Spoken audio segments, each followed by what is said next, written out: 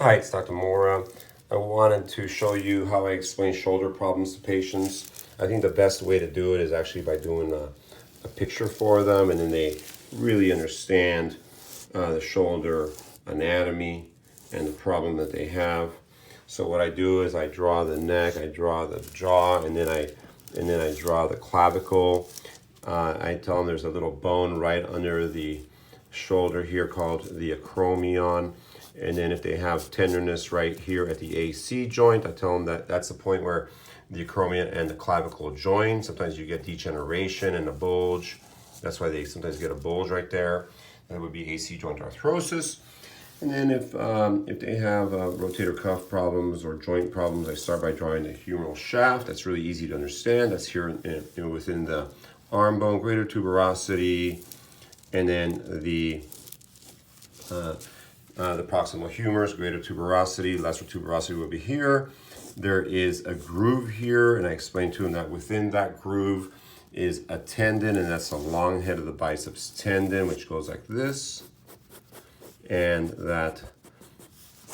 that's part of the biceps muscle. Very easy to show them the muscle in their arm, how it narrows, turns into a biceps tendon. And then I'll show them the socket part of the joint, which is made up of the glenohumeral joint. So this is the glenoid, there's the humerus, glenohumeral joint right there. Then if they have a labral tear, I'll remind them that this biceps courses this way, goes into the joint and joins the glenoid labrum. The labrum is like a speed bump, just like that. And if they have a slap tear, I'll say, look, this labrum, which is like a speed bump right here, it pulls off the bone. This is bone. This is the ball and the socket. So it pulls off the bone. There will be a gap right there. If they have a dislocation and they have an anterior labral tear, I'll say you have a gap between the bone and the anterior labrum. So this labrum is loose. And if they have a posterior labral tear, I'll explain it to them over there. If the patient has a rotator cuff problem, I'll show them the rotator cuff that comes off the scapula, attaches to the greater tuberosity. There's a muscle belly of the supraspinatus tendon. It narrows, it goes under this little spur and attaches to the greater tuberosity right there. So if they have impingement, I'll say sometimes this little spur kind of bites down right over here. Sometimes you get a thickening of the rotator cuff, also known as tendinosis. And if they have a rotator cuff tear, I'll explain it to them right there. If it's a partial thickness tear or a full thickness tear, where there will be a gap right there, and that would be the tear.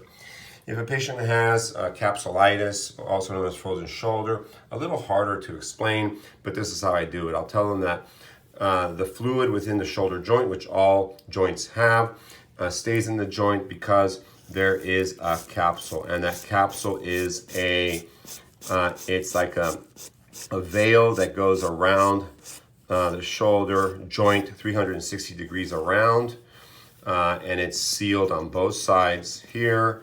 It's sealed over here, and it keeps the fluid inside. But if you have capsulitis, it gets very tight, and it prevents a normal shoulder motion. So what we do with surgery is we will do a capsular release, where that capsule is actually cut like this, and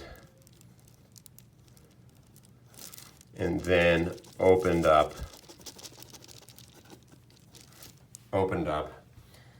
to increase the volume. So that's what we do, the capsular release. So those are I think that's the basic pathology that I normally show. Oh, actually, one more thing in terms of the rotator cuff.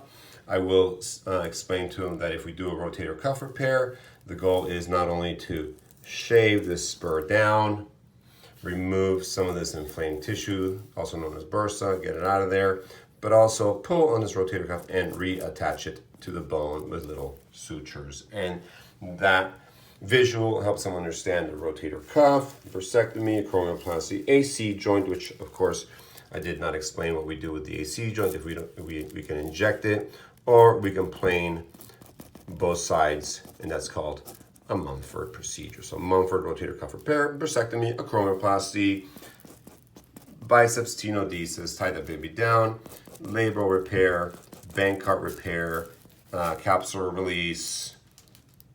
Yeah, I think that pretty much covers it. Well, that's what I do to help patients understand their shoulder pathology. Once again, this is Dr. Steve Mora, just showing how I explain shoulder pathology to patients.